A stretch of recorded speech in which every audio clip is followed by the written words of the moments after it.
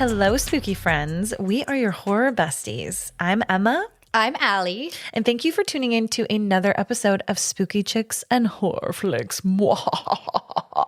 Okay. Did you like that? I loved it. Real Halloween spirit over here. Well, this comes out the day before Halloween, y'all. So I hope that you guys are getting real excited because Halloween's on a Friday this year. And that means tonight, if you're listening to this, it's Mischief Night. Oh my gosh. The night between Halloween Eve and Halloween. Oh my God, Halloween Eve. Yes. Look at that. Love it. Wow. Well, Allison, what have you been up to, my girl, in this lovely month of October? Oh my gosh. Well, first of all, I cannot believe it's almost over. Yeah, I'm in disbelief. My heart is in disbelief. But I've been up to so many fun, spooky things. I went on my anniversary trip to Savannah and Charleston, and it was so cute. And both towns were decorated and spooky and lovely. Been, looking at pumpkins, watching movies. I've watched so many good horror films this month just to get in the spirit. Love it. But just enjoying our favorite season and sad it's almost over. What have you been up to? I want to cry. Oh my gosh. Also been doing a lot of the same things, except not a wonderful trip to the haunted South. But we did just go to a Halloween party, and you guys probably saw it on our Instagram, but I posted a video of the producer and we dressed up as Clementine Johnson from Reno 911 and the guy that gets the DUI, and they do the little step, bump, step, bump, bump. So if you haven't seen that, go check out our Instagram. It's really funny. And I think we fucking nailed it. You fucking nailed it, especially producer. We did a really good job. Yeah. We did a good job. So on that note, do you want to tell us what we are reviewing today? Abso-fucking-lutely. This is, to us, it's our generational classic, The Blair Witch Project of 1990 fucking 9. I was hoping you'd add a little fucking 9.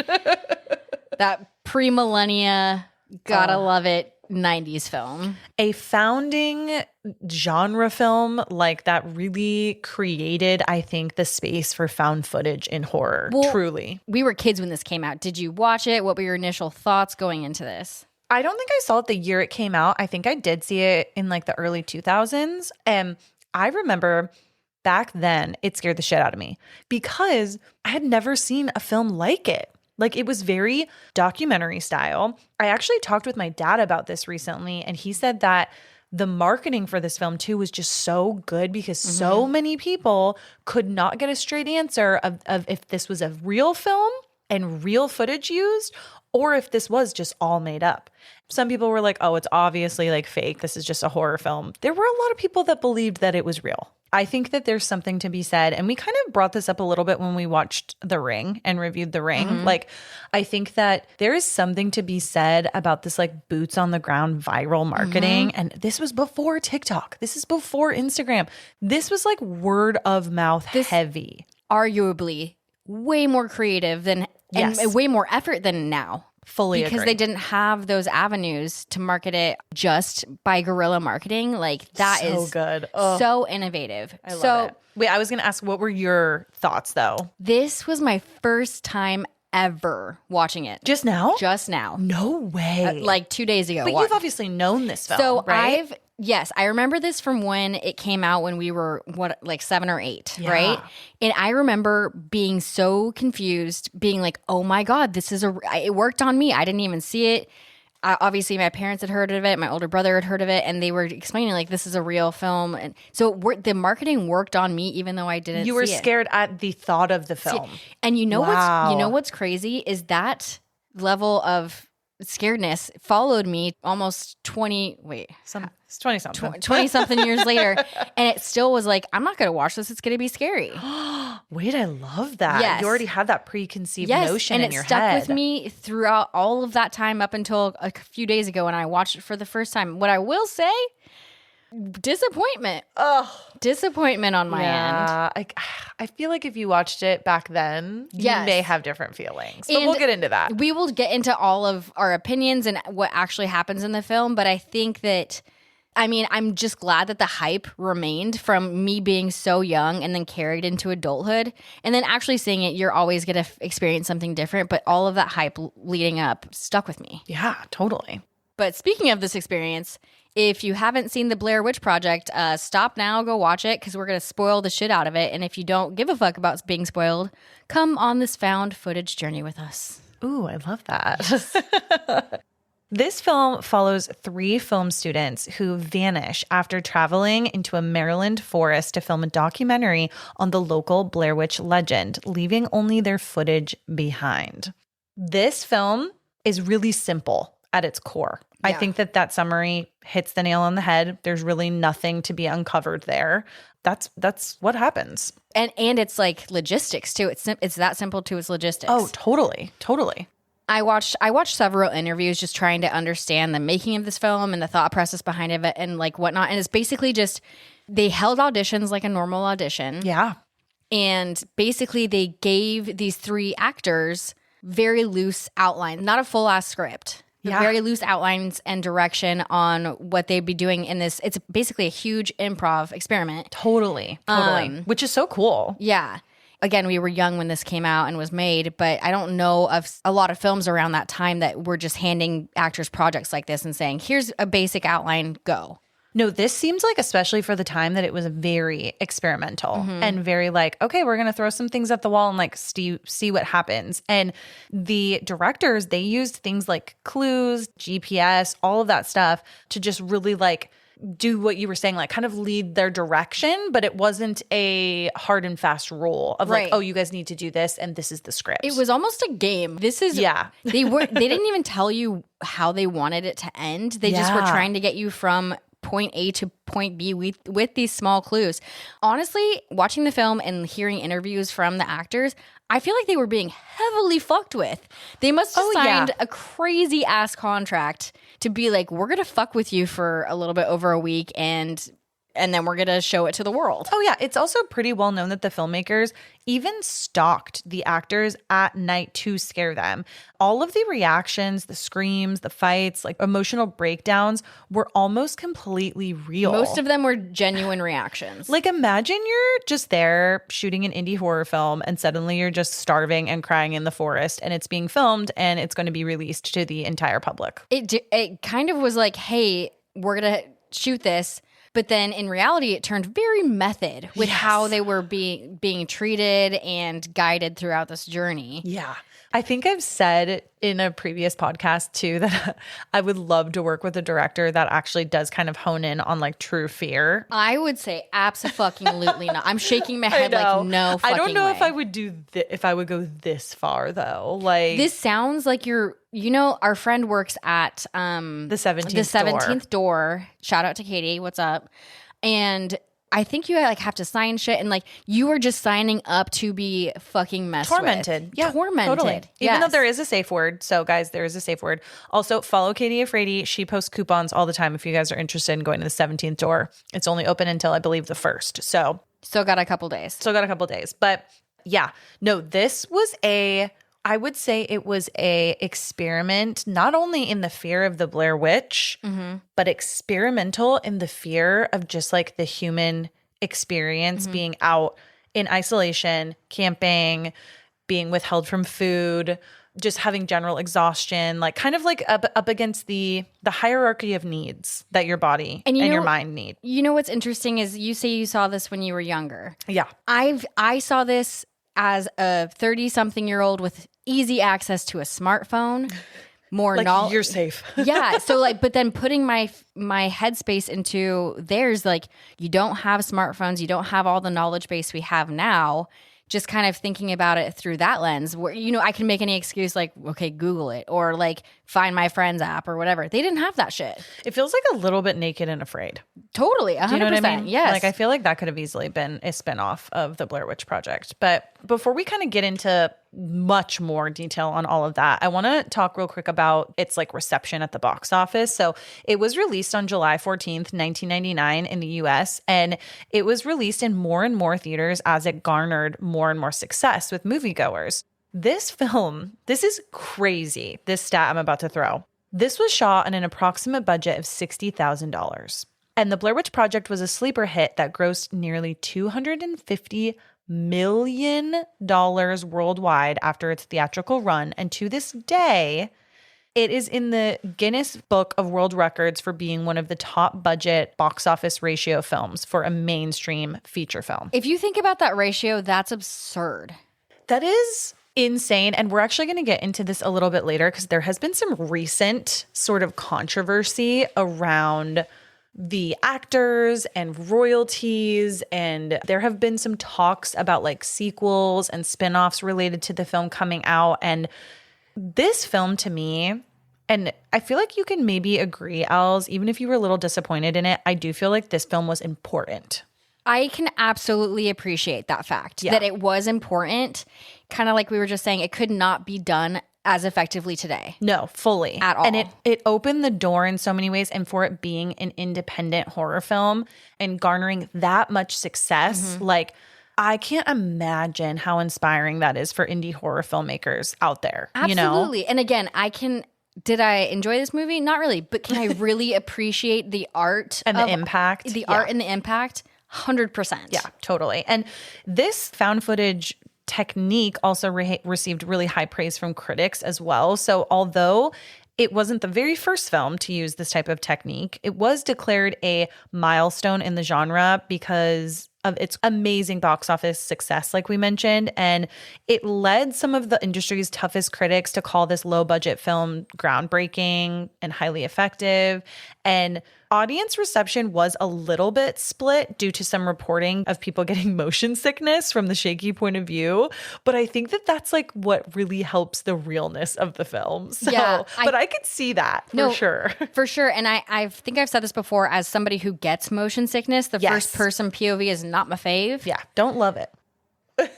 Yeah, the producer made a good point that Cloverfield hadn't come out yet. And I haven't seen that specifically because of it. But speaking of Cloverfield, you can see the Blair Witch Project's impact on films to come after it in the years shortly after that. Totally. And even like Paranormal Activity. And also that film having rumors out that it was based on real stuff and that some of the footage in it was real. And it was quickly debunked. But I did think like that gave me a reminder of sort of how people must have felt when Blair Witch came out. This Paranormal Activity was like my Blair Witch. Yeah.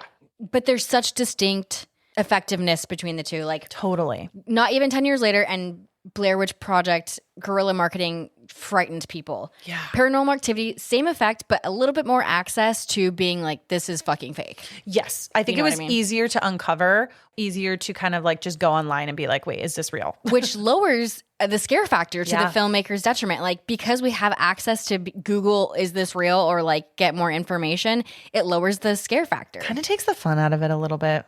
It does. And I'm could one of go those on- people yeah. that would be like, Let's throw our cell phones away. yeah, no. Well, yes, I am. I would love to throw my cell phone away. But how would I take my Instagram photos?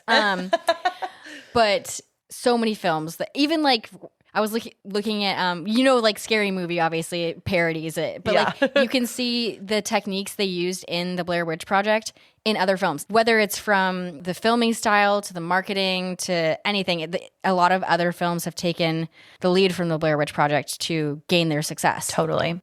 Going back to like some of the marketing, we already mentioned that the filmmakers really utilized that word of mouth marketing, but something else that they did, which I find a little bit diabolical, but in the best way, is that a year before this film was released, the filmmakers set up websites claiming that the three actors had disappeared for real while shooting a documentary and that the footage was found, quote unquote, a year later, which is fucking wild. And they even went as far as putting up missing person posters of three of the actors in popular areas, listing the actors as deceased on IMDb pages, and releasing the full-length fake documentary about the events of the Blair Witch Project to sell the story for it to be as real as possible. Isn't that funny? You could go to Blockbuster and try to rent the Blair Witch Project, and right next to it, you could rent this full-length fake documentary. That is so fucking cool. And it literally went into the background of the lore of the Blair Witch and talked about what happened to these kids. So cool. And great idea, great marketing tactic. And in fact, the family of these main actors in the film were, after this was released, they would get letters from people saying, "We're so sorry what happened to your kid. We just saw the movie. Like, I'm so my sorry." heart. I know, that's crazy. That's how you know you succeeded, though. Yeah, exactly. Yeah, and the actors even stayed off the public radar as well, just to even make this like more believable. And the truth only came out after the premiere. So like that's, I mean, I can't speak for the actual actors' experiences if that really sucked having to be so under the radar, but like I think as a moviegoer, I just would have thought that was so fucking cool back then when that premiered. Speaking of the people that made this all happen, our writers and directors of this film are Daniel Myrick and Eduardo Sanchez. They were crazy motherfuckers. I was keeping that, it's a reality alive. What do you mean director and actor? Yeah, what? Or director and writer. This is real. And our cast, they have their real names are used in this film. We have Heather Donahue, Michael C. Williams, and Joshua Leonard. But it's kind of funny because when they were cast, they were Bill, John, and Jane. But the cast, I thought that using their, like you said, their names, their actual names would be better for the improv. And it also lended itself to all of the marketing and to making it seem like they were actually missing. I mean, all of this was done so well, and maybe not all of it was like completely purposeful, but God damn it, all worked together in a beautiful way. Impactful, definitely. Now that we have talked about a little bit about the background of the film, shall we get into this found footage voyage? Fuck yeah. Cheers, bitch. Cheers. Okay, this film starts with text right at the very, very beginning of the film, very documentary style. And this text is explaining that this is like found footage and that this is about 3 student filmmakers who disappeared near Burkittsville, Maryland in 1994, and that their footage was recovered a year later. It's already so creepy because it like claims to be so real. There's no opening credits, it just leads with this. And the film then opens with a shot of Heather, and she is talking about how they're prepping to go out of town to explore the Blair Witch lore. And something to note is that as we're talking about this film, you guys, like moving forward, you can assume that everything that's in here that we're mentioning is shot by their own footage that they are shooting. Yeah, so even if we say it opens with, it's meant to be them filming each other. Exactly. It is the true, we just jump right into the true found footage. Yeah. Kind of funny about how they did this. They were actually filming each other, and the filmmakers bought cameras from Circuit City. Remember Circuit City? Oh my God, that is a throwback. I know. Yes. Like, wow. R.I.P. what happened? And then the cameras, one was in black and white and the other is in color. And the one, from what I gathered, the one in black and white was meant to be for the documentary that they're trying to make. Ah, okay. I was actually wondering what the difference was between the two. Yeah, so I think their intent was to shoot their film in the black and white. Got it. Okay, that makes sense. Everything about it is immediately 90s to me. I know, it's so cute. Even though it came out in 1999, it's supposed to be like 94, 95, and even like their clothes, the furniture we're seeing, the music is all just straight up 90s. It's so 90s. It's lovely. Heather and Josh, so we're meeting Josh too as well in this moment, and it seems like they know each other already and are friends, and they keep talking about how they need to go like pick up this guy named Mike. They drive to Mike's house, they go and pick him up on his doorstep, and they're meeting him for like the first time, and it is discussed that they have hired him to help like film the film. It seems like he may also have connections to like some of the equipment that they rented to as well. You can tell right out of the gate too that Heather has like the strongest personality, I think, out of the 3 of them. Like she seems to be the driving force of this documentary. Okay, hear me out. I say this with love and in the nicest way. Is Heather annoying? She is a little much. We can already get a sense of her strong personality, and she's the leader of this film, and this is her idea. But something about her is just very off-putting to me, and I'm not sure if that's the intent or. I think she comes off like a little strong, but like it might be needed within this dynamic because she's gonna get them into some trouble later. But she also is the one that's like driving a lot for just the overall goal of this documentary. Yeah. Speaking of Heather, though, being kind of like that overbearing personality. You mean annoying bitch? I guess that was part of her character, that the filmmakers, they kind of gave them loose sort of guidelines of how to be, what they wanted, which I think was good. They wanted Heather to almost be this Captain Ahab sort of vibe where she just became completely obsessed with this film, with getting this documentary done, with getting the story. And she's willing to do everything necessary to kind of get the footage she needs, which we do see later in the film. Yeah. Josh was also supposed to, at least for like a time, to be like the peacekeeper and sort of the middle of the road guy. And then Mike is supposed to be saying what the audience might be feeling. So I feel like now that I know that, I can kind of see For sure. those ideals really like come out, and it kind of makes like a lot more sense within their personalities. Oh, for sure. Yeah. After they've picked up Mike, they're like on their way, and they are talking about, they're kind of like officially introducing their documentary, and that they're going to be making this film about the local legend, the Blair Witch, as she is known. And they are doing this kind of intro in the town cemetery. Yeah, and we see this shot of Heather explaining all of this on their black and white camera. And she notes that they're in Burkittsville, and that's formerly known as Blair. So the town of Blair. Yeah, spooky. But while they're in this cemetery, she notes that she's surrounded by tombstones of townspeople that had lived there, and a lot of them are notably children. Ooh, Yeah, scary. so a lot of children had died in this town many, many years ago, but that'll come into play. And this part of the film kicks off having like some interviews with the Burkittsville locals, and they're giving some like conflicting spooky lore about the Blair Witch. They're kind of just getting these interviews of people asking like, have you heard of them? And the actors were told to interview random townspeople about the lore of the Blair Witch and any local legends that they might be aware of. And these townspeople, these real townspeople, unbeknownst to the actors, were often planted by the directors, which is kind of cool. So the actors had no idea, thought they were true townspeople. The filmmakers really were the ones knowing, like they kind of put them up to it. And there's like one interview where there's a woman with her daughter, and that was a real person. And she came up with that entire lore that she explained off the top of her hat, which is so cool. But my question here, and this would be a question for the filmmakers if they were sitting right in front of us, is like, why though? Like, how did did they tell the actors that the Blair Witch was an actual lore? Yeah, no, they did. Oh, yes. so the actors are going into this. They know it's not a real movie, but they're improvising, but they think this lore is real. And that the townspeople that they're interviewing are probably going to have real thoughts about the Blair Witch. This is a whole psychological experiment. It really is. Fuck. Some of the other interviews reveal a few things. Someone says they've heard about a man named Rustin Parr, who is a hermit who killed children in his basement, and that he would make children stand in the corner while he killed another, which is going to come into play a little bit later in the film. Some other themes that kind of came out with some of the interviews is that people mentioned seeing like these like stick men in the woods, young kids disappearing. And then they have this one interview with this gal, and it's so funny. Her name is Mary Brown. She's like the crazy woman in town who apparently had an encounter with the Blair Witch. She's like so funny because this woman portraying Mary Brown was a real 60-year-old art department intern.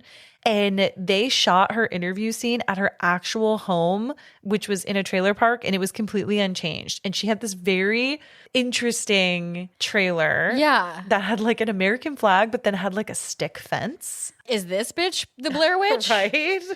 But this woman, Mary Brown, Heather is interviewing her, and she's kind of being a little condescending towards Mary and kind of leading her with the questions and basically acting like Mary's insane.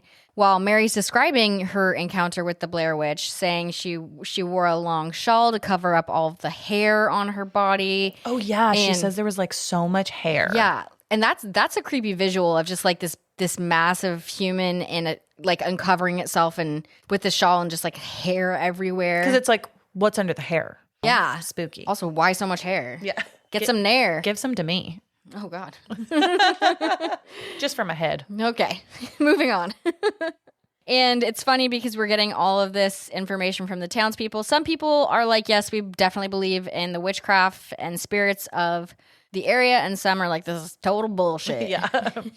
They end their interviews and they go to a local like motel room and they are prepping because they are going to be hiking into the neighboring woods in the morning. And they're prepping for this hike, getting all their equipment ready, and they're being kind of silly. They're being kind of silly, but hear me out. I don't know if you felt this, but I could already feel, maybe it's the dynamics that they were told to portray. Yeah. But I could feel some tension between all three characters, you know, and their dynamic. Yeah.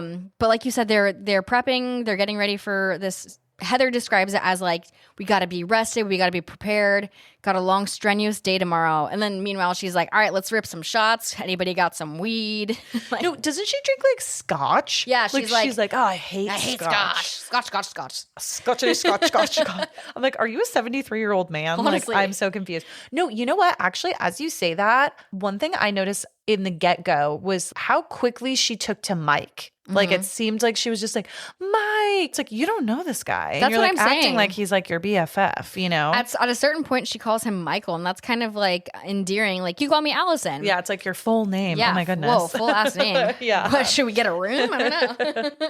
It's a very, very interesting dynamic. But going back to some of the lore that we were hearing from like the townspeople, which version of like the Blair Witch mythology creeped you out the most, would you say? Was it the hair?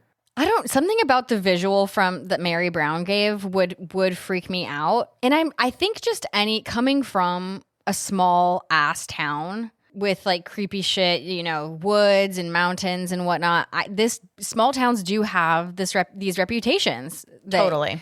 My small town that I grew up in did have some lore to it. Like, we would drive down this long road that was lined with trees and kind of ended abruptly. We would go sit in the car at the end of this long creepy road and just like wait for weird shit to happen. And then you kind of go through this mental process of like, did we just hear something?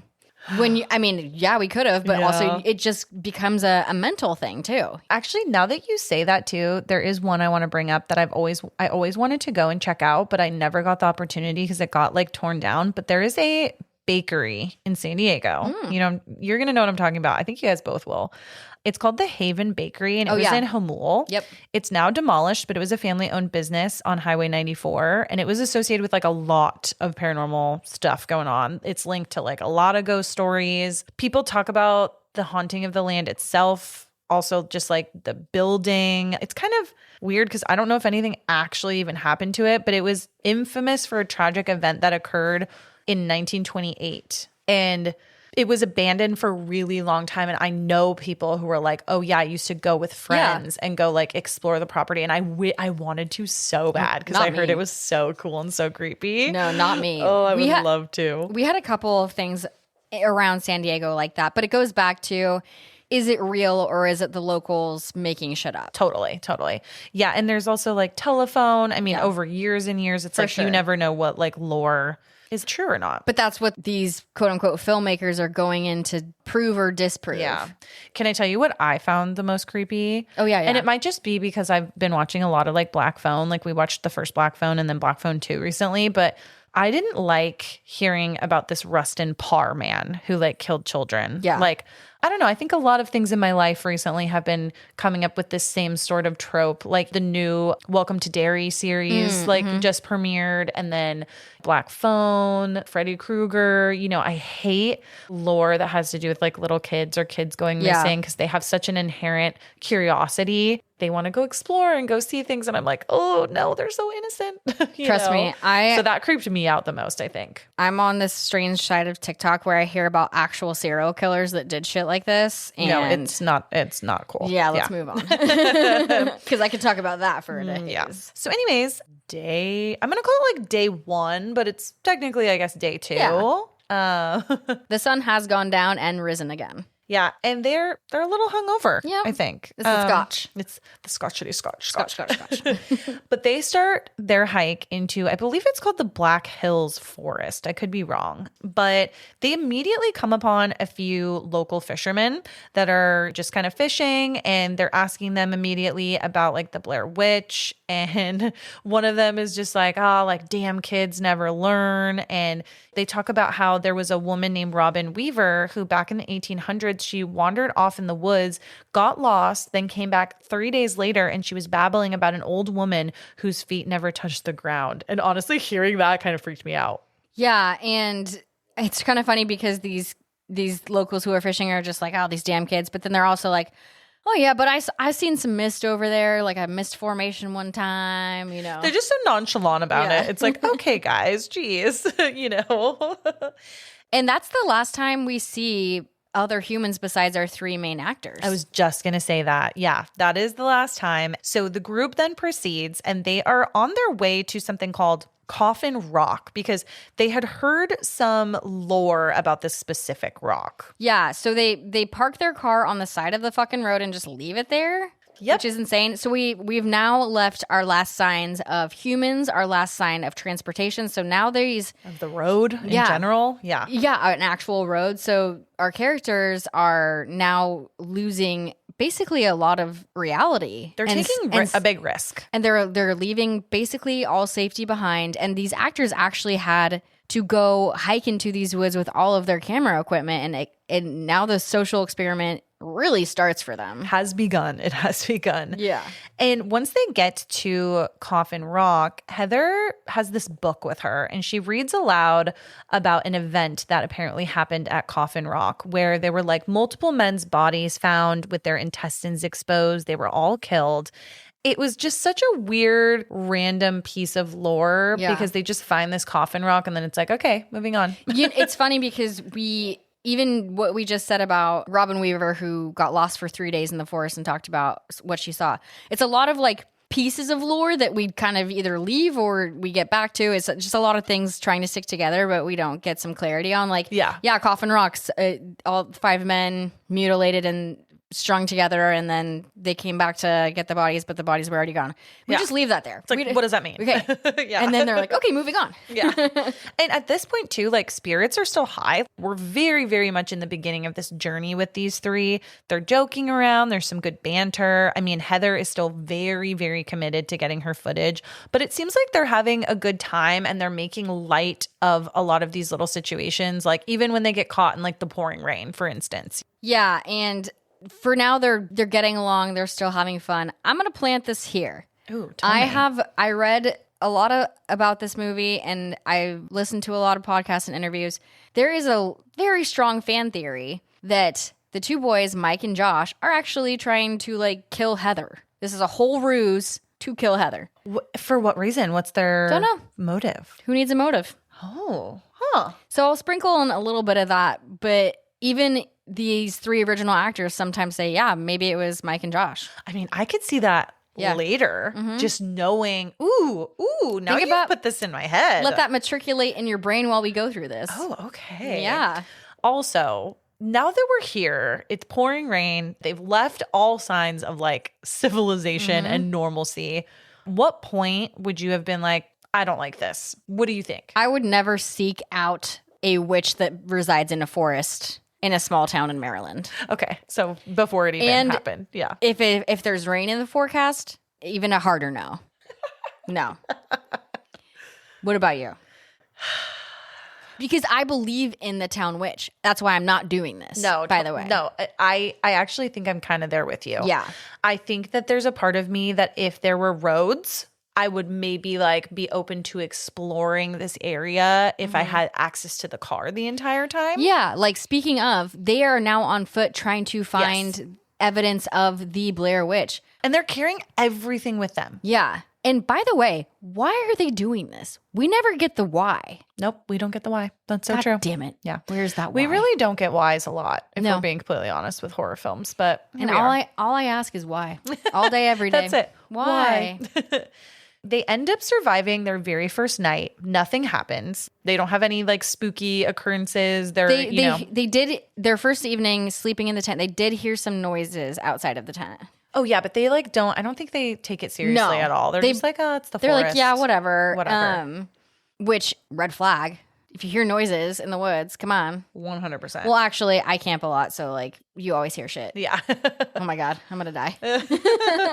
But so yeah, it's the morning. They're all like, okay. And we hear this a lot throughout the film, but Heather is intent on making it known that she knows exactly where they're going at all times. Yeah. She's never been here before. How does she know? Why does she know? She feels confident with a map. That's all I'll say. She is the map. She is the map. I'm the map. I'm the map. I'm the map.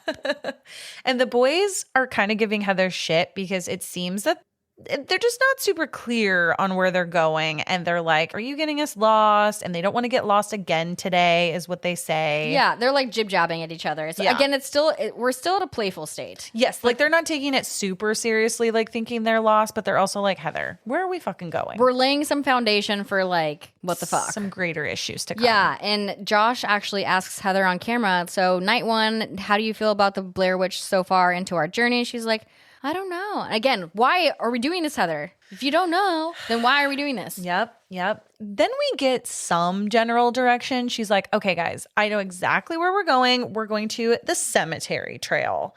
She is kind of like, oh, we love shortcuts. Like, we're taking a shortcut. Don't worry. I got this. I got this. Also, there's a shot of them filming Heather pee behind a tree. I'm like, excuse me? They're truly filming, at least Heather, every single moment along the way. It's like documentary of making a documentary. I don't think this shot was that intentional with that intent. Yeah. I think it was just like a sign of the different times. No, totally. They're trying to follow this map. I don't know if we've mentioned yet, but they have one map between the three of them, and Heather is the keeper of the map. And it seems that a lot of the trails sort of look identical, and it's very hard to decipher kind of where they are versus where they're going. You know what's kind of funny is you're going to hear us kind of repeat that a lot coming up, because maybe it's testing our brains too, is like, are we lost too? I'm looking through our notes. I'm like, am I lost in my notes? No, they just keep going in circles. Yeah. They're lost. And I think at this point is when we start to see anxiety start to rise a tiny bit. Because think about this. Remember that it is not just Heather and Josh who know each other, but there's also Mike, who's being a really good sport, and he's integrated well into the group. But he's a stranger to these guys. If that were me and I was on a trip with two people I didn't know, and they were insisting that they knew where they were going, but were also kind of like not really getting to where we need to be, I'd be kind of fucking freaking out a little bit internally. Yeah, and as you said, tensions are starting to rise, and Mike's just getting real comfortable with raising his voice. And I'm like, okay, you guys just met. This is a little awkward. I'm not sure I would pull that shit. Yeah. But something to think about too is we didn't get any context as to how long they expected this trip to last. Totally. Yeah, we have no idea. At a certain point, we kind of gather that they need to return stuff by a certain point and people need to go to work, but we didn't go into this knowing like, okay, it's going to be 2 days. Okay, it's going to be 5 days, you know? I had a lot of questions too, and just like, how much food did you guys pack? Like, do you have enough water? I mean, luckily you're by a lot of streams and like a river, so water's probably not a huge concern, but what about food? I haven't seen you guys really eat at all. We did see them go to the grocery store and just buy a bunch of power bars, which the actors actually survived off of. Jesus Christ. There's a blend of the real and the fake here, you know? So Mike, as Ali said, was growing really frustrated, and he's also kind of making it known within the group that he doesn't love how Heather has to film every single thing. And Heather kind of defends herself saying, look, we're going to all look back at this and laugh after this experience. Famous last words. Yes. And eventually, they stumble upon a graveyard of rock piles. It's just like a meadow of creepy shit, like the rock piles, and there's like branches and rock formations up in the trees. It's very odd. It's all like oddly arranged in groups, but they don't seem like too concerned just yet. Just very interested. Would you be weirded out? What I will note is that there are they discover 7 rock piles, and that goes back to the 7 dead children that Rustin Parr, was involved with. Yeah, scary. But it also could have been fucking local hooligans setting them up to fuck with tourists. I also think as like someone who loves hiking and nature, like you and I, for instance, we've been to like Utah hiking. Karens? Where people do Karens all the time, where it's like, if I saw that, I wouldn't necessarily be freaked out, but I think it's definitely clocked in their minds. Like, let's keep a little note of that, because like you said, it being set piles of 7 rocks. Yes. Like that seems very intentional. And after they stumble upon this, they actually go and set up camp again as night is falling. But then they go back to look at this rock pile graveyard, and Josh accidentally bumps into one of the piles, and Heather tries to put it back together. So I clocked that as maybe an indication, a marking of something. So keep that in mind. Yeah, spooky. I have a question as we are, and maybe this is a better question for like towards the end of the film, but I don't really care. I'm going to ask it now. But we don't ever really see anyone. You know, there's no Blair Witch that we see. There's no monster. There's no ghost entity. Do we find that like an unknown, unseen horror character is more effective than like showing an actual monster or getting clips of a monster sort of at this point in the film? I think it's for sure an effective technique because sometimes our imagination is way more scary than what they would actually produce on screen. So that it keeps that mystery and like, what the fuck? I don't know. As I was watching this, I was like, okay, we're going to pan to and we're going to see a fucking face. No, we don't get anything. Like, so what is out there? What is hunting them? What is looking at them? Yeah. I think we've talked about this before too in other films that don't really give away the entity that is causing the scare factor.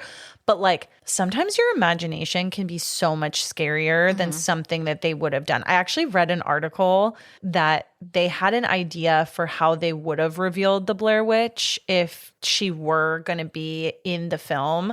And I'm so glad that they didn't. Yeah. And I think a lot of people were glad. It also makes it a little more real, if we're being honest, because I think there were probably still people that saw it on opening weekend and still thought that might have been a real fucking documentary. Dude, I guarantee you there's somebody out there right now that Totally probably thinks it's real. And because there's no antagonist really in it physically, that lends itself even more to it being like kind of real. You know, it's kind of a fun project is like we've been given little hits like the levitating off the ground and like the hair, but what do you think the Blair Witch looks like? I think she's a queen that has really good hair. Where are you at, queen?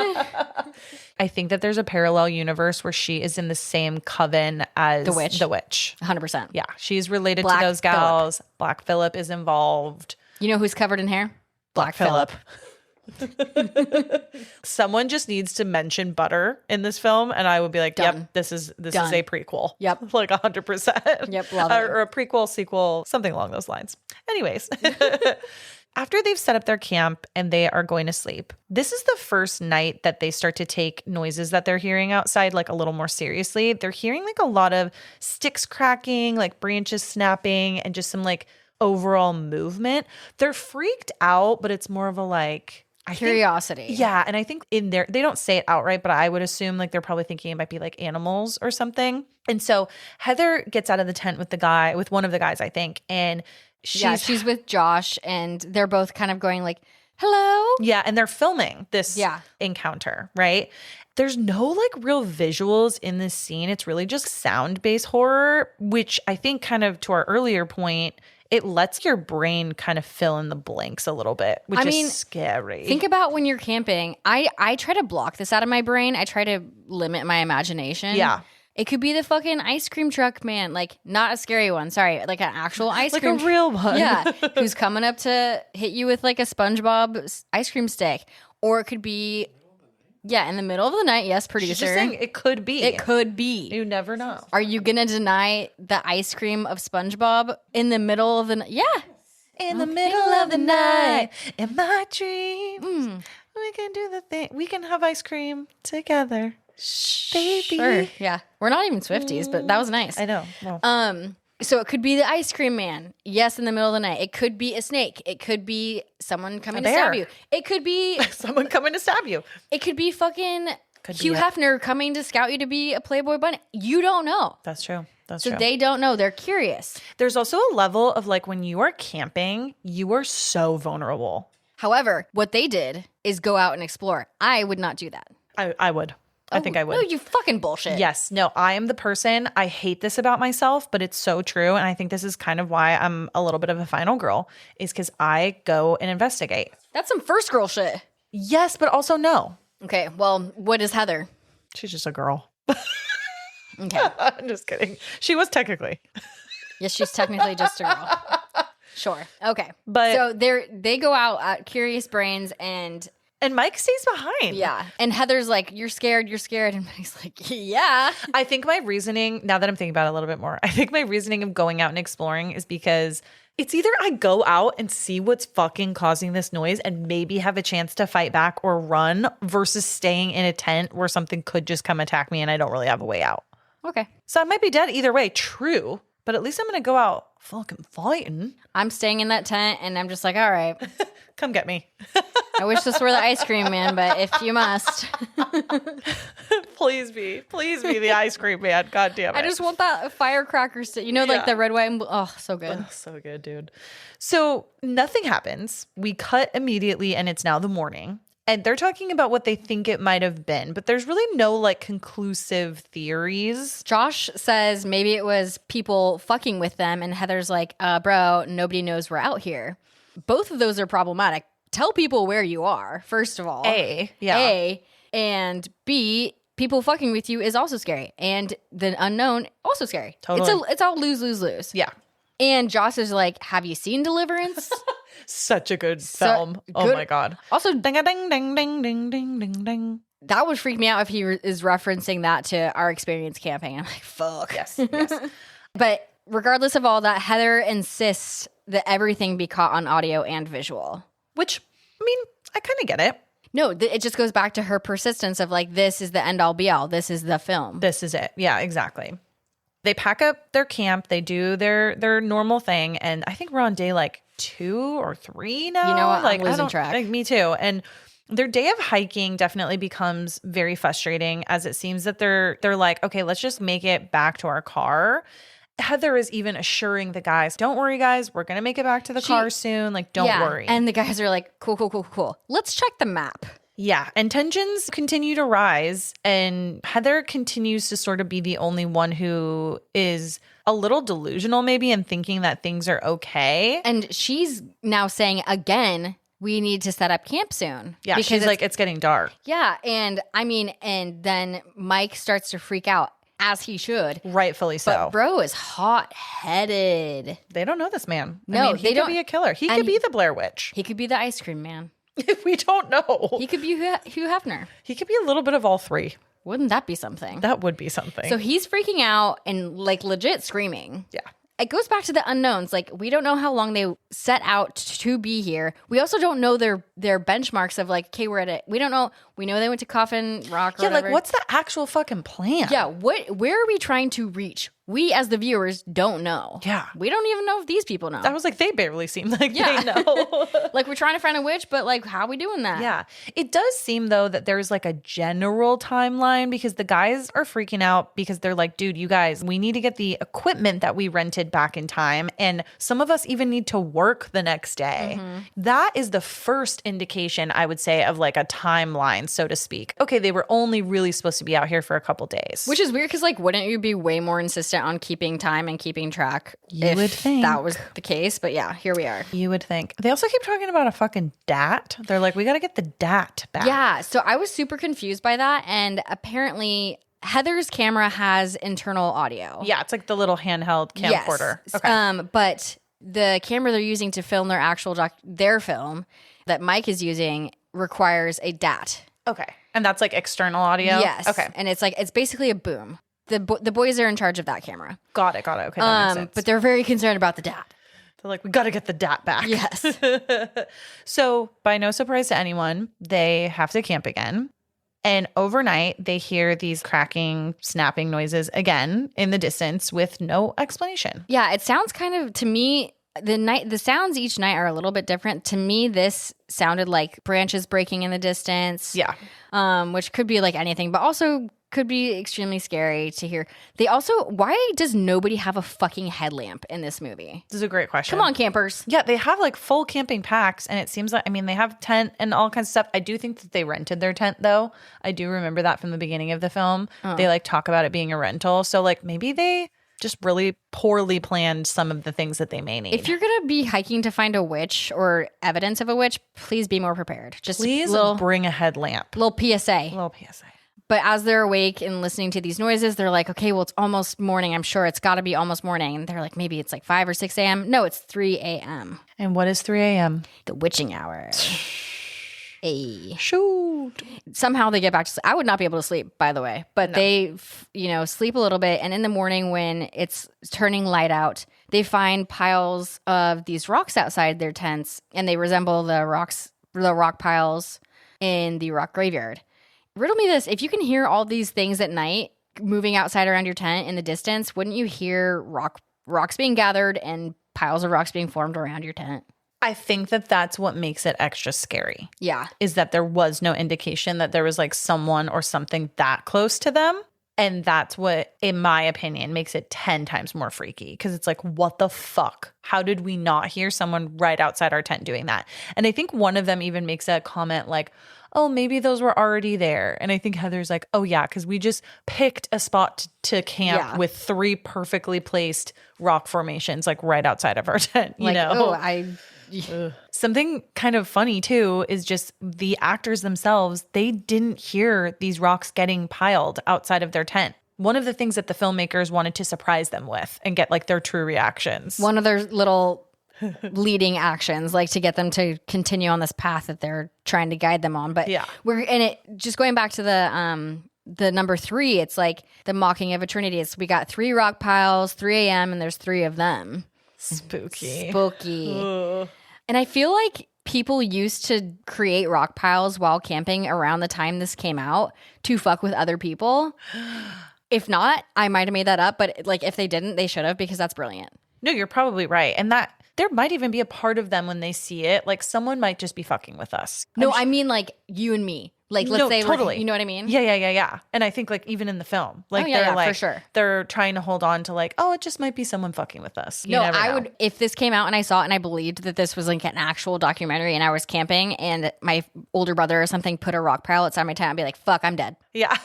Dead. I'm next. Gone. I'm First next. Girl. Yep.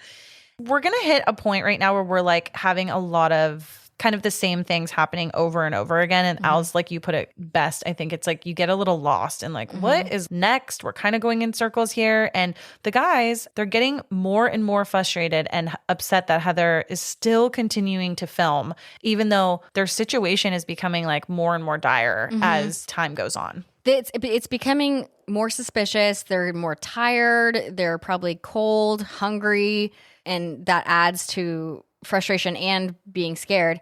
But yeah, it's a pattern that they are getting upset with Heather for always having a camera in her hand. And I'm like, oh my God, it's like my husband when I want a photo for Instagram. So true. But I kind of get her wanting to film in a sense because it's kind of a barrier between reality and not. It's Totally. like a little lens in between the real world and the fake world. It's like her protection almost. I'm sure too that there's almost even a part of her that might be like, you know what, if we fucking make this out alive, we're gonna have so much good footage. Like, oh my God, yes. You know what I mean? I feel like I would be like that. Do it for the gram. Yeah. You know? Truly. So, but looking through the lens is like blocking her reality a bit. And I think even one of the boys brings that up later. Like it feels good to actually hold the camera because it suspends reality for a moment. Yeah, totally. Also, you got something to put in your hands, just like you hold a drink in your picture. So true. Gotta have something in your hands. You got it. You have a prop. But regardless of that, and Heather wanting to have this awesome film, they all agree that they have to leave. They have to find a way out of this forest. Yeah. Like, but Heather does say something like, God damn it. Yes, I understand we have to go, but like I'm bummed because now all this good shit is starting to happen. Totally. For the movie.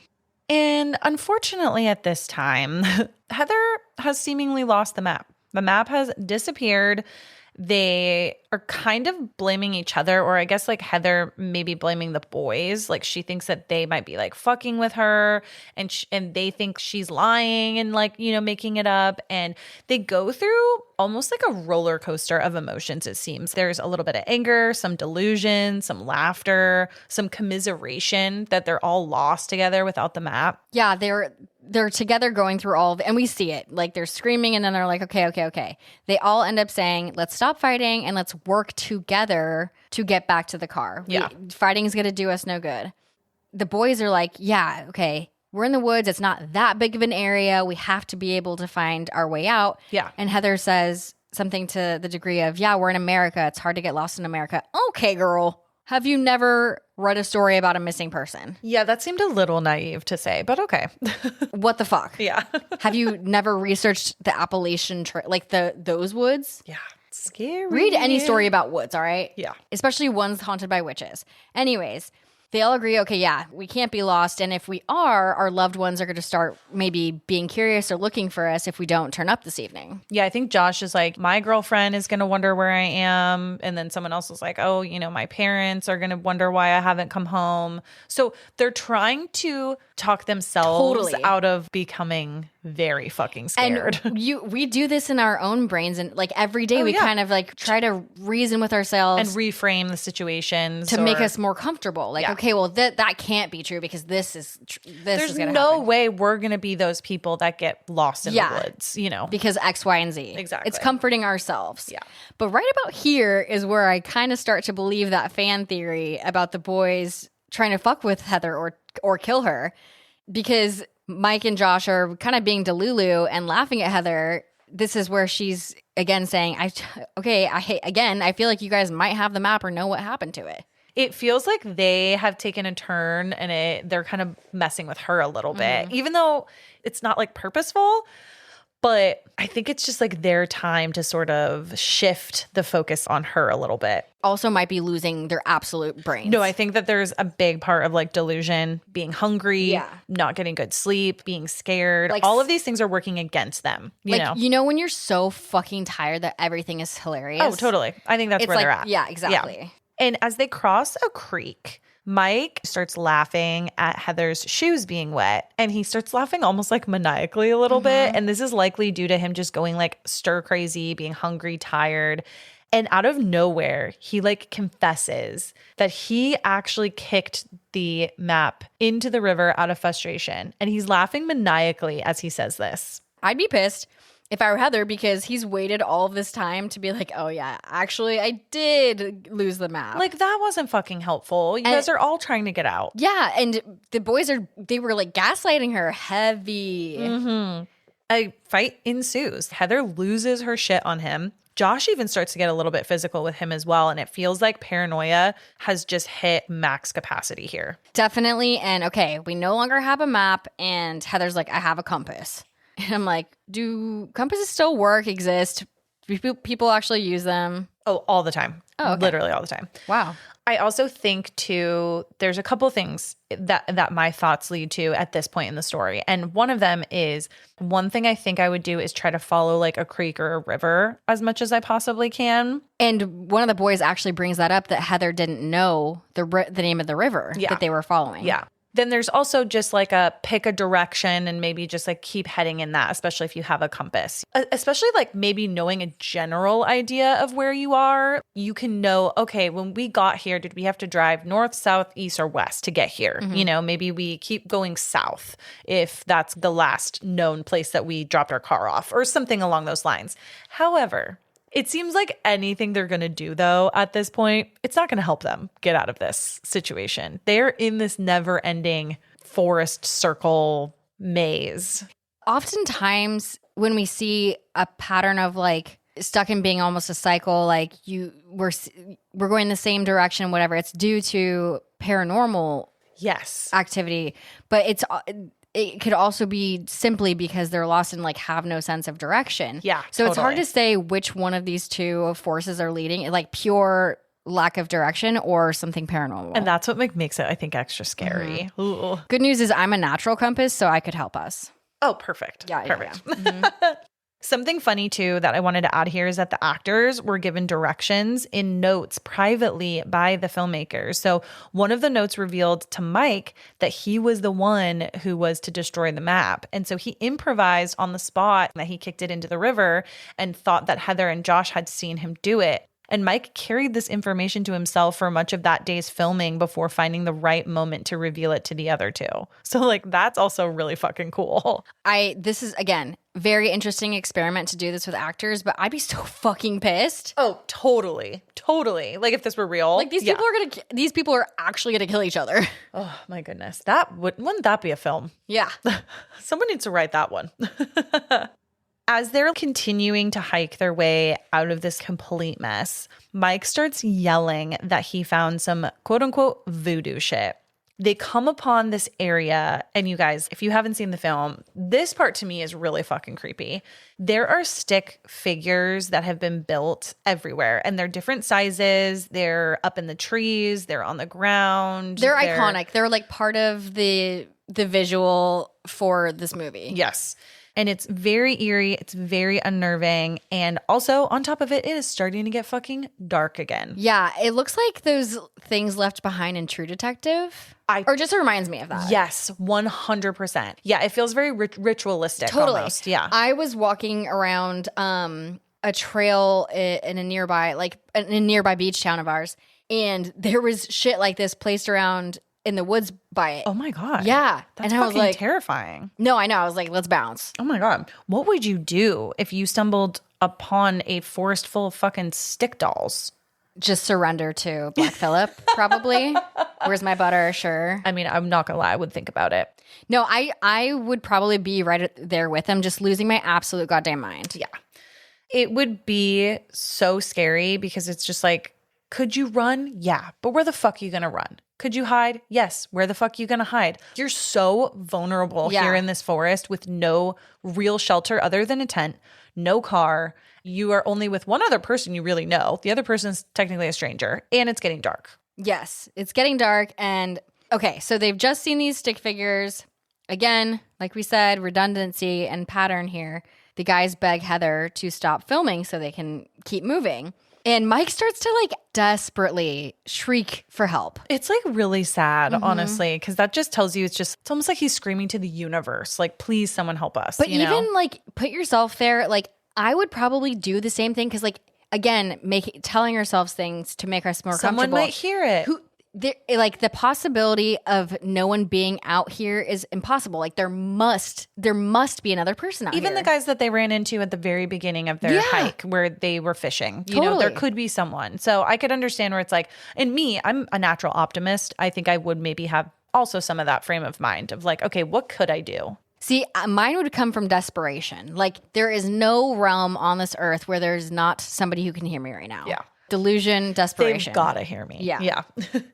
You know, it gets to an unfortunate point where they have to set up camp and they decide that they're not going to light a fire because they don't want whatever has been in the woods and terrorizing them the last few nights to find them. They kind of make this weird conclusion that the very, very first night when they camped without a fire, when it was raining, that they didn't get bugged at all. So they're like, okay, maybe this night, if we don't have a fire, maybe we won't get bugged again. They also say, let's turn off our lights. And I'm like, fuck that. Yeah, a little scary. Again, no smartphones. In order to distract myself in this situation, I personally would scroll on TikTok until I fell asleep. But they don't have that option here. They don't have that. They have succumbed to the elements. Yes. And as they are trying to sleep, they do unfortunately hear some voices outside. Things have actually taken a bigger turn and they're hearing actual voices now. And some of the voices even sound like children laughing and like playing, which is quite unnerving. They all get out of the tent together and they run. And they're still filming while this like running is happening. And as Heather is running, we actually hear her say, "What the fuck is that?" But nothing is revealed in the actual footage that we are seeing. But something kind of funny is that her reaction was completely real while running away because a crew member dressed in all white was running alongside them. And the filmmakers actually told her that when she ran out of the tent that there would be something kind of to the left. But the funny part is her camera never veered to the left. It actually just kept on like filming kind of like straight. And so that's hence how we got this scene of her. I don't understand the running. Where are they running to? No idea. I think they're just trying to get away from any, like we know there's nothing to run to. I know. They know there's nothing to run to. I understand there's nothing to help you inside the tent, but at least you're all confined together. Yeah. And your shit's in there because like they're running. What's the point? Totally. No, I agree. I think though it might just be you're just so scared. You're just running. You're just like, get me the fuck out of this area where we're hearing all these voices and stuff. Dumb because you could run into whatever's making noises. That's very true. Or you could run into a tree. You could trip over to a branch. Or you could find the ice cream man. So we never know. Get that snow cone, honey. Yeah. Get that ice cream sandwich. They do run to a spot together and they like turn their lights off together to regroup. And they are like absolutely scared shitless, rightfully so. I'm confused by this a little bit because then the sun does begin to come up. Have they just stayed outside in this spot until the sun comes up? Yeah, this is a part where it just sort of jumps to the next scene and they make their way back to their tent as the sun's coming up because it kind of deems it a little bit safer for them to go back. When did we decide that the sun means everything's okay? We're just grasping at straws here for safety. Grasp away. As they get there, they notice that Josh's things have been taken out of the tent and they're like suddenly covered in some weird slime.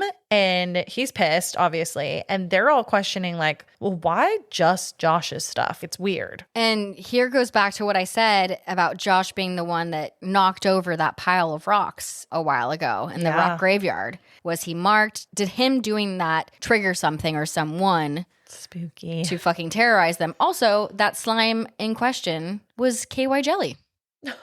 Lovely. Lovely. A quick trip to CVS. Kind of reminds me of like the slime that's in Poltergeist. Yeah. When it's like in the realm, Carol Ann comes out and she's just a little jelly bean. Grosses me out. Maybe hers was KY jelly too. It might have been. I can't remember what it was. We had it. It was in our. Was it? In our podcast. I can't remember what it was, but it was. You got to go all the way back to number 1 for that one, baby. I think it was petroleum jelly. What is petroleum jelly? Kind of like Vaseline, I think. Oh. Yeah. All right. Can we talk real quick too at the stress dynamics in horror? Like, do you find that you're getting angrier at these characters because of the things that they're doing, or are you like sympathizing with how desperate things have gotten? I think it's both because you're putting yourself in their shoes and kind of in this movie, we're just like we're asking ourselves, what would we do? How would we feel? Yeah. And it's like we could say all day long, oh, I would do this or I would do that. Yeah. But unless we're in that situation, we don't actually know. We can feel their stress, which is frustrating as a viewer. But like you said, we're also saying, what the fuck are you doing?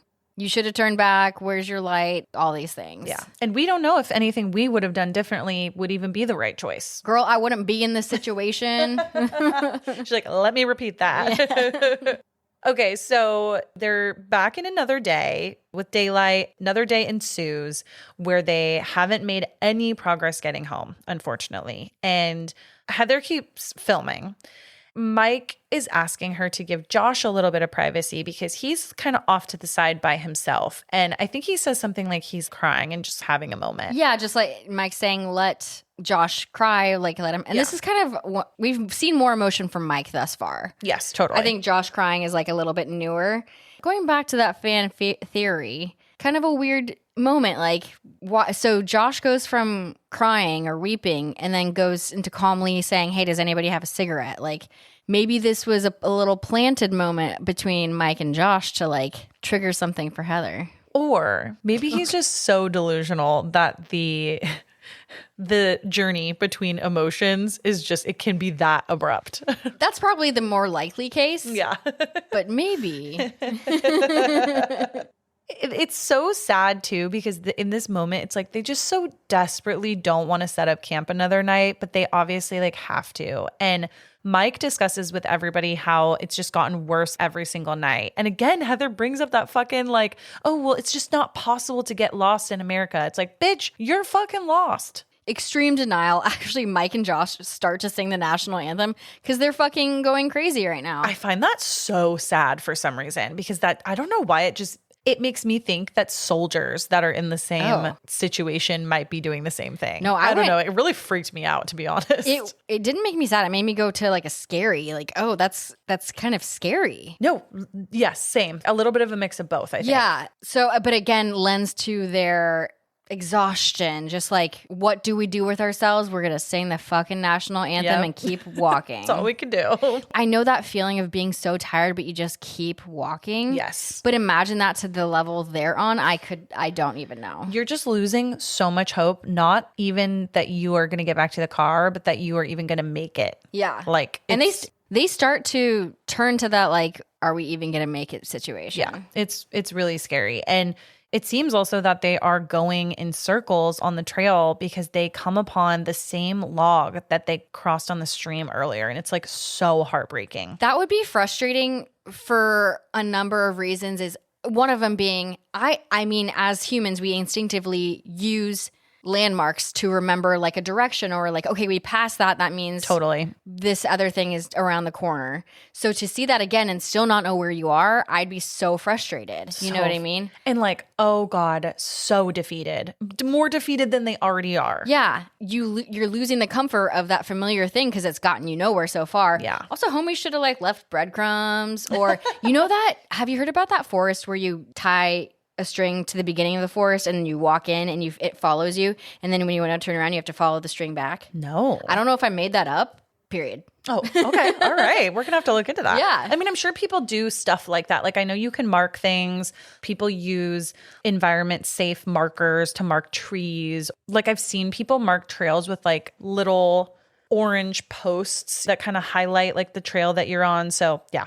Even those rock piles I've seen used as totally. indication. Mm-hmm. Yeah. The reactions from Heather, Mike, and Josh in this scene when they discover that they've walked south all day and ended up in the same spot are actually real. They were genuinely upset that they had walked all day for nothing. Isn't that wild? They're getting their steps in.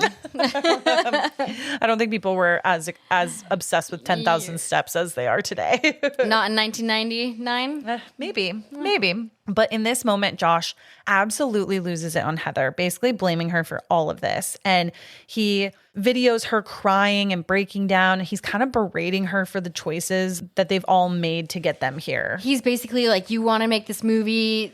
This is all you care about. So let's make a movie. And part of me was like, let's make a movie. Is this a sex invite? Dude, it could have gotten real creepy. Well, it's like people do crazy shit when they're like tired and totally scared and angry. Well, and if you think you're going to die, like what's one of the last things you want to do? Totally. Like if you know your plane's going to crash, have sex. But anyways, he's shooting a shot. But anyway, yeah. But Mike in this moment is actually trying to be the voice of reason for once. Heather's still super upset, and they're like, okay, why are you so obsessed with filming everything? And she's like, this movie is all I have left. And I'm like, oh, I didn't know Heather was already at this point of desperation, is all lost, and all she has left is this movie. And Josh is kind of being a dick, and she's like, well, are you going to write us a happy ending, Heather? Rude. What kind of happy ending? Oh. See? Sex invite. Sorry, going back to your sex theory.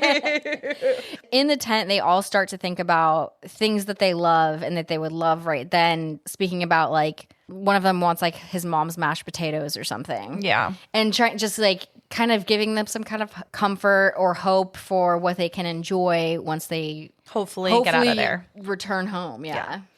Then there is like a pretty hard jump to the next scene. And overnight, we find out that Josh was taken, or just he's not there. He's not there. And there was no struggle scene. His shit is still there, but he's gone. And Heather and Mike are just so desperately screaming for him, but with no avail. And it's just so sad. Heather screams here, God. And like guttural. And I'm like, you go, girl. And screaming was actually part of their audition process. There were like full ass auditions of them just screaming. Do you feel like this movie like reflects more of a fear of isolation at this point, or like a fear of just losing each other? I think losing yourself. Mm-hmm. They're losing their minds as well as each other now. And I think it's just like a little bit of both, maybe. It's hitting on all points of desperation and loss. Yeah, so sad. Imagine yourself in the most tired state and how you feel at that moment. Add on lack of resources and potentially a witch. Potentially something fucking with you that might be a witch. We don't know. Honestly, why'd they call it the Blair Witch Project? It should be like all of the thing, a combination of all of the things like that they've heard of, all of the lore. Coffin Rock. All of the lore. Yeah, all of it. the witch and the Rustin Parr and the Coffin Rock. And the wardrobe. Oh, where's Mr. Tumnus? Okay, let's turn this movie around. I'm ready for a better ending. But unfortunately, a fun fact I have here, though, is after Josh exits sort of from the movie at this point, apparently Josh in real life was kind of psyched to be done because he was eager to make it to a Jane's Addiction show that was nearby, which I love. I love that they were like, okay, you're done now. Yeah. And also, originally in the script, it was supposed to be Mike that had vanished, but Heather and Josh, in reality, butt heads so much that they felt that removing Josh was the most logical move. You see what I mean? Like, they're probably actually starting to get pissed at each other. Real emotions are coming through, which is like so cool for a horror film that's being made. But so detrimental to their actual... Oh, yeah. To their psyche. Yeah. Like, bitch, I love you, but if this were us, I would be so done with you right now. But I'd be like, you better stick by me. We're going to get that SpongeBob ice cream. Oh, boy. You just wait. We're both going to be Playboy bunnies eating ice cream at the... Yes! I can't wait. Amazing. But that's literally us in our dreams because we're dead by this point. Exactly. Yeah. We're being delusional. Yeah. Back to the movie. Sorry. After a full day of waiting for Josh to come back, they have no choice but to camp yet another night, just hoping that Josh can like make his way back. And they haven't left. They haven't really gone anywhere else. Would we like wait for Josh? I don't know. Yeah. How close are we? I think at this point, I'd be like, we have a better chance of us just trying to get rescued and then sending a rescue team in to try to find him. But is that what Josh and Mike want you to think, Heather? Shit, I don't know. But they talk about, it's kind of cute because then Mike and Heather have a moment where they're talking about like the food that they're craving and then also like the favorite things that they would want to do on like a Sunday, And which Heather- is so sweet. Heather's like, well, I used to like driving to the woods to go hiking. Not anymore, bitch. Nope. Not anymore. In the evening, they hear what sounds like Josh screaming, and it's echoing through the woods in the night. And even though they heard him, they don't find him. And eventually, like, the screaming stops. And they're just, okay, what the fuck? That sounded like Josh, but we weren't able to find him. What the fuck is going on? And the next morning, as they get out of their tent, they find some weird sticks have been tied together in front of their tent, which is, again, kind of like previously when they had the rock formations. It's like, fuck, they didn't hear anyone do that. And that's almost more scary. It's like a little forest elf giving you a little present, you know? Maybe in the most positive way. It's also super weapons coded. Oh, yeah. You know what I mean? With the stick and the cloth. Oh, yeah. So they found that, and then we see a shot of fucking Heather's a bitch for filming him doing this, but poor Mike is rocking back and forth on the ground like a little kid. He's just like, oh my God, oh my God. But good news for Mike, he found some cigarettes at the bottom of his pack. Oh, he is stoked. He's stoked. But then we see Heather and Mike just sitting together, kind of comforting each other. And Heather goes back to this little forest elf stick pile and sees what it's all about. Yeah, and she investigates it a little bit more and starts like untying it because it's literally like a pile of sticks tied together with fabric that kind of looks like Josh's flannel. Yeah. And she unties it. When she opens it, inside, there's like blood, teeth, and some hair. And this is like presumably from Josh. Something about this scene, too, is that the teeth inside the bundle are donated from one of the director's dentists, and the hair is really Joshua Leonard's hair. So, like, crazy. They accidentally, like, made a real voodoo bag. No, literally, I wouldn't be surprised if this whole film and cast is, like, cursed from that. But Seriously. anyways, careful, guys. Heather hides it from Mike. She like decides not to tell him about it, but he's a little bit suspicious that she saw something or what have you because she seems freaked the fuck out. She's definitely acting more off than how they've been acting. Yeah. And he asks her if she's okay, and she's like, I'm just a little hungry. And going back to that, like, that's a valid excuse because apparently all the actors really ate on the set were these power bars, and they later admitted in interviews that those probably, like, we didn't have to go that method with this whole experience. Fuck. Yeah. Also, remember power bars? Do those still exist? Oh, yeah, totally. Oh, wow, okay. Yeah. I mean, I feel like there's so many brands of bars, but power bars, yeah, absolutely still alive. Used to love those chocolate ones.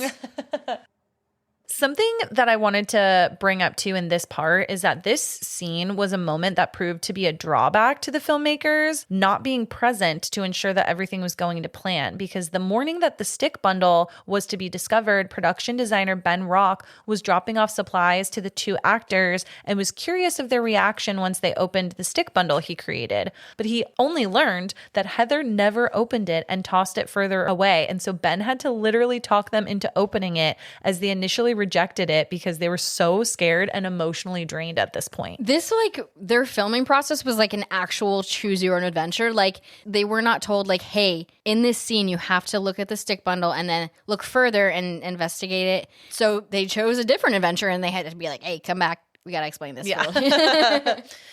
The gore in this film is so tiny. It's so tiny. Yeah. But it is devastating because it, again, like we talked about a little earlier, it's like almost the less you reveal, the more your mind kind of can run wild with something. And like, I think them opening, or Heather opening up this stick bundle and finding that little bit of blood, hair, and teeth, it's just like, well, what the fuck? How the fuck did all of this get here? And it opens up your mind to so many horrible possibilities, you know? Dude, imagine if this were real life and that's what you found outside your tent. Fuck no. No, I don't actually know what I would do. I think like you said, I would just succumb to like, plaque Phillip, let me sign the contract. Where's the butter? I'll get naked right now. We can levitate together. Yeah. I'm happy to just remove the scaredness and I'm good. Yeah. Can you just come out and we can talk about it? Show me your hooves. Show me. Come on. Show me your hooves. God damn it. Okay, I feel like if it was you and me, I would have 100% told you what I found, and I feel like you would have told me. But like, if you think about like if you were Heather, I wonder why she hid it from Mike. Probably because she still wants content. You think? Or, I mean, it's either that or she's like, but she's that side of delusional where it's like denial is key here. Like if I didn't see it, then he didn't see it, which means it's not there. I'm also wondering if there's a part of her that still doesn't trust Mike. Maybe not showing him so that it maybe just feels like she's holding her cards to herself and not revealing. Oh, you know what I mean? I wouldn't think that for some reason. I don't know. Also, I would trust somebody and get in their van, so this doesn't apply to me. I would trust Mike at this point. You would, or you have? I have gotten to a van. Okay, you were there. I rescued you from said van. No, just kidding. Nothing bad happened, but they did give you some tea, and I was concerned. It was a cult. It was a cult. But we'll get into that later. Yeah. So Mike and Heather, they decide to move forward with their hiking. And then all of a sudden, we cut to nighttime again. And this is Heather's iconic snot cam scene. The infamous. The infamous snot cam scene. And I will never fucking forget watching Scary Movie when they parodied this. So good. But she starts apologizing, and it's so heartbreaking because the first thing she does is apologize to all of their moms. Yeah. And she's apologizing not only to them about like the situation that they're in, but just how naive she was. She blames herself for like causing all of this because it was her project. And she says, I insisted that we weren't lost, but we were. And then this part breaks my heart. She says, I love you, Mom and Dad. I'm so sorry. But then as she's recording, she hears something and is so terrified. I don't think I'd be able to record something like this if I were in this situation. Do you think you would be able to do this little confessional video if you were in this much fear and despair? No. However, if I were maybe more like Heather, maybe this is just her last ditch effort of like the camera putting a little bit between her and reality here. Well, and I'd love to think that I would be smart enough to be like, okay, leave something behind so as evidence. It's just like when people grab someone's hair if they're being attacked, like get that skin and hair under your fingernails, girl. Yeah. In all of this video, I mean, that's the point of this whole film, right? Like this is all the found footage of these guys going missing, and it's all the footage they left behind. So they didn't go into it knowing that this would be their that would be used as the evidence. Yeah, no, totally.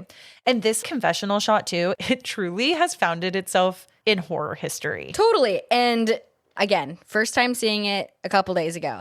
This was my first time seeing the actual, because you'd seen the parody before many times. I'd seen plenty parodies of the up close, like selfie camera action with the tears and the snot. And I was like, oh, it can't be like that much snot in the actual movie. No, bitch. She be shooting snot rockets all over her face. And I'm like, I'm fairly certain even if I were crying and really scared, I'd be able to lift my sleeve up and wipe my nose. No, she is going for it with those boogies. She doesn't give a fuck. Nah. She's like, if this gets found and I'm still alive, I'm going to be a star. You know what? It's not going to matter how much I snotted all over everything. Later in the middle of the night, they hear again what sounds like Josh yelling for help. They decide to get out of the tent and follow Josh's screams this time, which leads them to an abandoned house in the woods. And this is funny to me because going back to those director-led notes of like they told Mike, okay, we're going to show you something and you have to react to it. And then you're going to go up and down. And that's all they gave him. And he was like, okay, what the fuck does that mean? And when they're walking to this house, his real reaction and real actual dialogue was, oh shit, it's a house. And I'm like, yeah, that's probably how I would react too. Like, Okay, give them nothing, director. Yeah. Pure. Just give them nothing. Give them nothing. This is scary too, because this house was apparently a real abandoned 150-year-old house in the forest that the actors were led to. And the film crew not only had to make it safer and sort of clean up from numerous homeless inhabitants, but they had to create this intentional path for the actors so that they traveled in the right direction for this grand finale that's about to happen. I have been in a house sort of like this that was a tourist attraction in Portland, Oregon. There is a place called the Witch House. I've been there. Have you been? Yeah. It's not necessary. It's actually older probably than what this house looks like. I went in daylight. I also did go in daylight, but it was creepy, and it's like in the middle of the forest. I will say, yes, very cool, very old, very spooky, but it's not covered. No, it is not fully like encased. This house that they're in is like House. encased. Yeah. Just totally. like a hot dog has a casing, so does this house. Yeah. Oh, it makes me want a hot dog real bad. Oh my, I do want a hot dog. Me Sounds too. good. They go inside and they're still hearing Josh yelling, but they can't really like find him.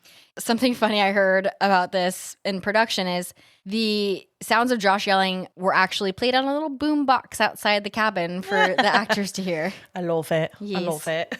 It's like holding a boom box above your head, like, and say anything. How romantic. But Josh is just screaming. Yeah. That's We it. should do that. We should. Okay. We should do that. should. Actually, that's funny. Write that down, producer. Yeah, write that down. So Mike goes upstairs, and as he's like going upstairs, we see bloody handprints all over the walls, which is terrifying. Suddenly, Mike then thinks that he hears Josh like downstairs. So he goes from like up to down, and Mike rushes into the basement, and the camera that he has, the actual documentary camera, the black and white one, he drops it as he's attacked by something off screen that we don't really see. And something funny is, again, for Mike, this was the director's note that said, you're going to go up and down. That's him going up into that, up the stairs and then down into the basement. And when he was done with that, he's like, oh, cool. I'm done. I'm great. And then the director was like, no, we need you for a little bit more, which leads us to this next famous scene. Yeah. And Heather follows, and she's screaming. Oh, God, a wonderful scream. This is an octave I've never heard in a scream. So Agreed. She should win an award for that scream. Just for this specifically. And she's screaming his name, but it just sounds like a scream. Yeah. I'm like, how did she get to? That's some Christina Aguilera shit. It is really good. Yeah. But she, makes it to the basement, and she sees Mike standing, and he's facing the corner. Suddenly, then she's attacked. Her camera drops and cut. Done. Fiend. No answers. Oh. But if you remember from the beginning of the film when they talk about Rustin Parr, remember the kids, he would kill the little kids and have one of them in the room but facing the corner, which is exactly how Mike was left. Something kind of interesting is they had to add that context about Rustin Parr to the top of the film to make this ending make more sense. Really? Yeah, I so did that was an not know afterthought. that. Huh. So that was our ending. We get nothing, and they actually had two alternative endings in addition to this one. The actors were happy with this ending that they had. This was the original ending that we get. And they shot these other two endings that were more like paranormal. You get some like levitation, you get some more explanation. They tested it with some people, and then they asked the filmmakers, what do you want to end with? And they said we want to end with this ambiguity. And I like the ambiguity. Me too. Give me less, Yeah. Keep me wondering. Give you less because sometimes it gives you more. Totally. Which is scarier. Yeah. That's what I was going to ask too, is like, does this abrupt ending also just make it scarier? Like, who supposedly found the cameras and the footage in the cabin? Well, it just leaves you with so many more questions. Yeah. And okay, now that we've gone through this whole thing, what's your theory of the ending?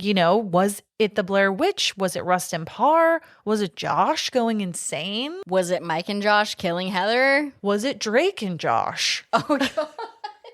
We'll have to tell them our theory. Yes. We're great pals. But I could run with any of these theories. I could run with it. I love a witch story. Let's go with that. It was he knocked over the rock piling, yeah. and he was targeted, and that led to eventually the witch wanted us to get to this cabin, which I'm not sure if that was the crew's intent at the beginning to get to this cabin, or if they even knew about it, if this was Rustin's cabin. Like, we don't know. But it's sure the witch led them down all these steps to get to this cabin to kill them or whatever. So you got to sacrifice for Black Phillip. You got to. You got it.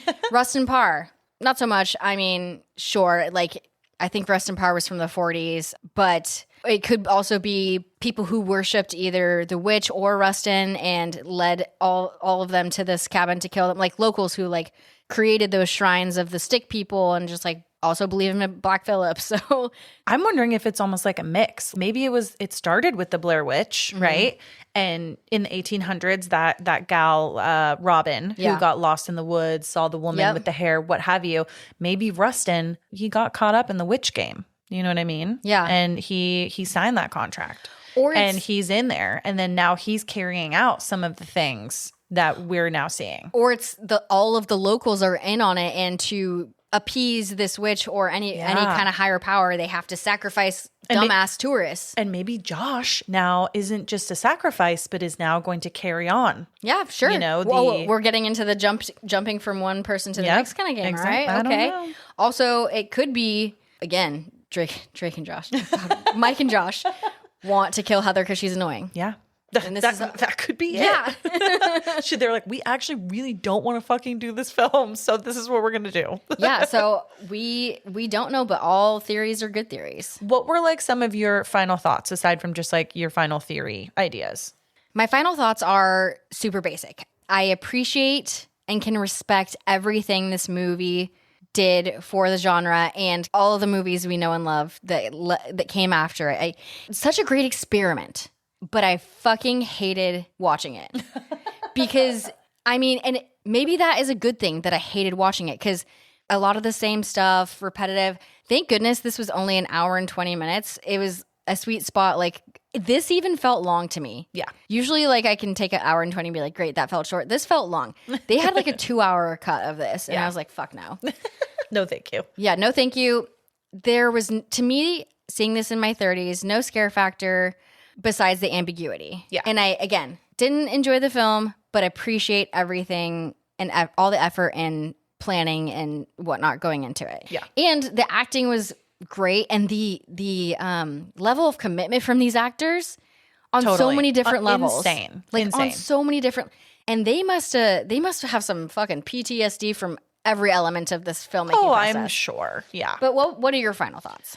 I kind of agree in a lot of ways in the fact that I did enjoy this film, but I think what I enjoy the most about the Blair Witch Project is actually everything that extends beyond the movie itself. I think all of the lore that's around the movie, we're not even talking about like the lore within the lore. Yeah. And I think just the raw performances from the actors of it being so real, and a lot of it in their experience were very real emotions. I think that it's taking this like simple idea of getting lost in the woods and just making it absolutely horrifying. And the fact that we never see a quote unquote monster or like antagonist, but we're constantly afraid of it still throughout the entirety of the film. And I echo exactly what you just said. Is I love everything that extends beyond the film. Yeah. I just don't like the film No, itself. yeah. But this movie leaves us also, again, going kind of outside of it, it leaves us like unsettled, questioning what really happened, maybe never wanting to go camping in this capacity ever again. You know, and it keeps, we just went through some of the scenarios that could have been the case. It keeps you talking about it, guessing. Also, I just thought of another scenario. They're all just so delusional and tired that they're making all of this up in their brains. Oh, totally. You never know. Like, that's, I think, some of the mystery behind it is just like, you don't know what these guys, even though it was filmed in documentary style, like, you don't really know what they experienced. And I think the scariest part is the isolation. Yes. Which is very real. I was just going to say, I think this film arguably is more about like psychological horror than it is about this Blair Witch. Totally. Like, it's kind of cool because it really makes you think it's going to be about this witch, this legend. You're going to maybe find out some stuff about her, but it's really more about how they are surviving up into that ending finale and how they got there. We mentioned at the top of the podcast too, this film really like rewrote the script for fucking like found footage horror. And It's parodied so much to this day. It's legendary. People that haven't even seen the film. You, for an example, even if you weren't a horror fan, though, I feel like you would have still been like, I've heard of this film. I could have done the podcast today knowing what I had already known for years and years and years and not seen the film. And still have a good discussion and about it. still be able to talk about it. It's crazy. That's how impactful it is. There's also been some like recent, I don't want to say like controversy, but like recent issues that have popped up about this film that I really wanted to touch on, like on behalf of like the actors and all the hard work they put in on this. So in 2024, Variety, they put out an interview where the three actors revealed that they were never properly compensated by Artisan for the Blair Witch Project. And after the film's massive success, they were living in poverty and weren't allowed to even talk about it publicly, mostly because they had no union or legal protection during the actual filming. This is also something that they had written a public letter to Lionsgate about too as well, when they heard that there were going to be some sequels and like extensions of the film in the making. And there were even talks about some of them like coming back. But I think that they had to take a quick pause and be like, hey, we weren't really compensated properly for the massive success that this film became. They got a small performance bump in the low like 5 figures, I believe, when this film like first came out. But then after suing Artisan in 2000, they settled for about $300K each. And despite everything, the studio's initial like thank you to them was literally a fruit basket. Like imagine going through this literal psychological experiment. Yes, they did sign up for it, but they didn't know to the extent that it would impact them during filming and then after filming and getting a fucking, what is that, edible arrangement? Imagine how many times this film is viewed. Regardless, the actors have been doing panels, conventions. They've been like openly saying that they're proud of the film and what it's like accomplished, what it did for the horror genre. This film made $250 million. These people deserve a slice of the pie. And I think it brings up also really, really good conversation of nowadays with independent filmmaking of like protecting these artists who maybe they're going into it not knowing how their film is going to perform, like a lot of independent filmmakers probably do. There needs to be some protections in place so that the studios are not the ones just like profiting off of all of these people's hard work without proper compensation on both ends, you know? So I just wanted to like add that in there too, because like we definitely like support independent horror. And I think that is what this film was in its conception. And when it first came out, it has become this massive cultural success, but we need to remember where it came from. Totally. And like, yeah, go support indie horror. Absolutely. All the time. I mean, that's our film. Yeah. That is the Blair Witch Project, you guys. Happy Halloween. Yeah. Cheers to spooky season. And remember that it lives in our hearts all year long. It does. It does. If you are not already following us on TikTok, Instagram, or Letterboxd, you can find us at Spooky Chicks and Horror Flicks. If you would like some bonus content, then please feel free to come and join us over on Patreon for our Spooky Chicks Social Club.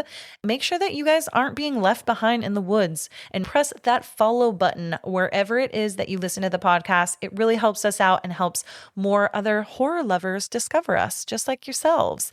But honestly, guys, the best way to support us is just by telling a friend. And Allison, with that, can you please take us out on this lovely Hallows Eve? Abso-fucking-lutely. Remember that getting lost in the woods with your friends might be scarier than an actual witch. Happy Halloween, and stay spooky fuckers.